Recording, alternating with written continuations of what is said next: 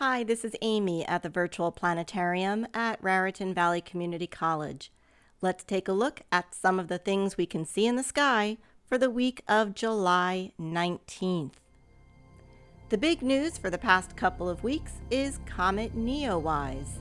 This visitor from the outer solar system last came by the Sun around 6,800 years ago, and it won't return for another 6,800 years. That's why some call it a once-in-a-lifetime comet. What is a comet? It's like a dirty snowball made of ices, dust, and rock. Most comets spend their lives as these icy rocks way out past Neptune. Usually a collision between a couple of them sends one of them hurtling on a path towards the Sun. This puts the comet nucleus into a long, orbital path lasting thousands of years. As the comet nucleus nears the orbit of Jupiter and Mars, heat from the Sun warms the ices, releasing dust and gases into a giant ball called a coma surrounding the nucleus.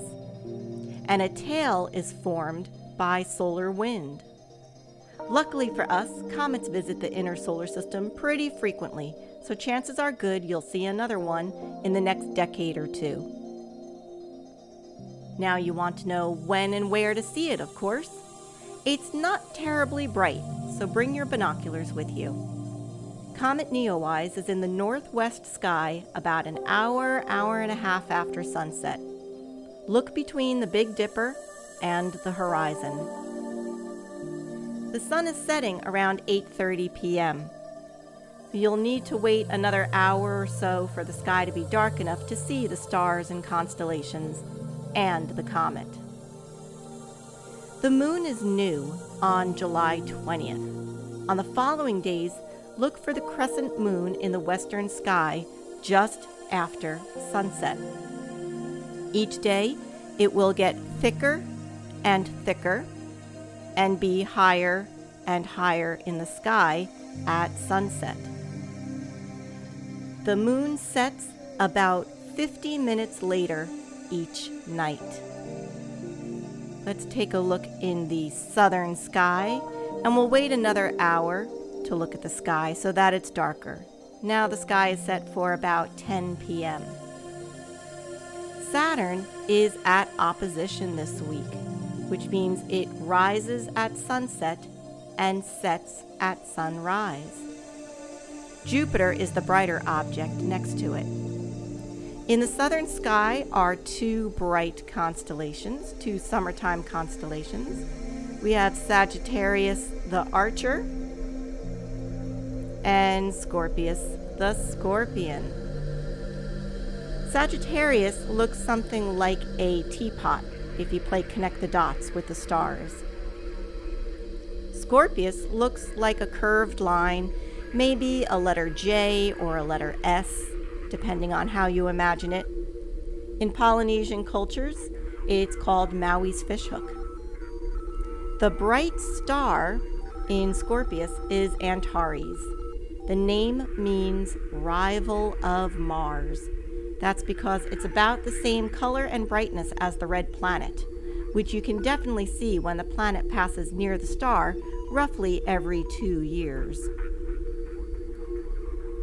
Antares is a red supergiant star, much larger than our sun.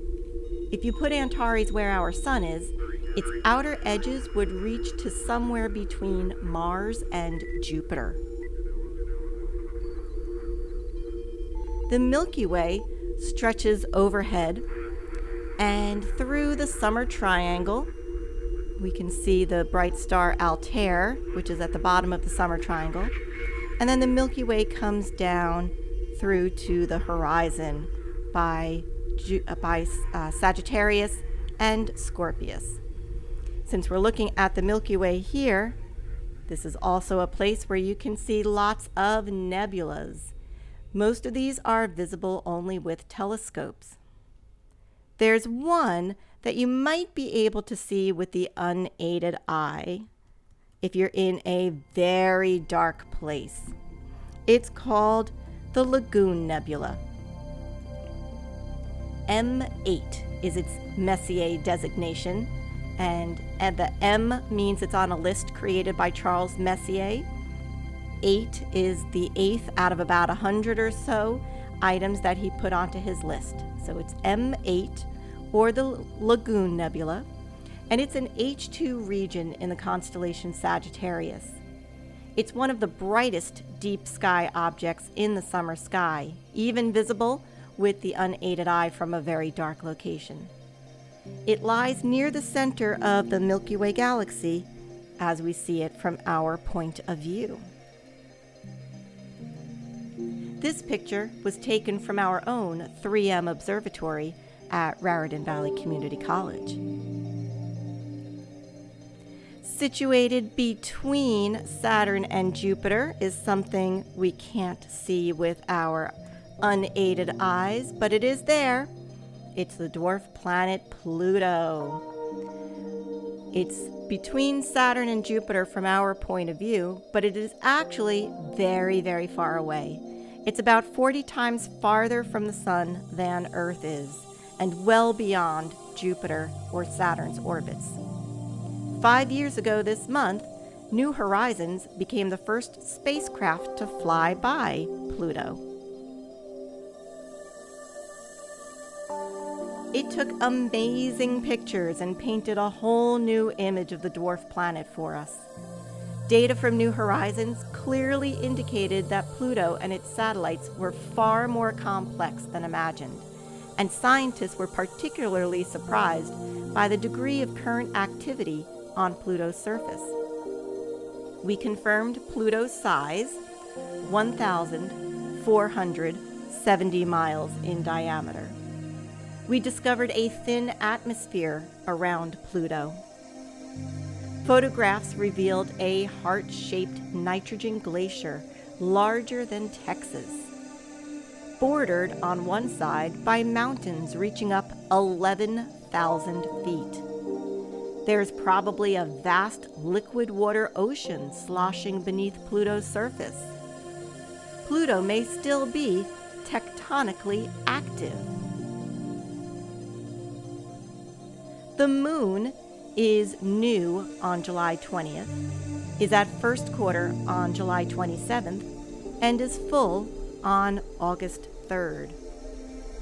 Well, that's our sky for this week. Thanks for joining me in our virtual planetarium. Please subscribe to our channel and like our video. We look forward to seeing you in our real planetarium in the future.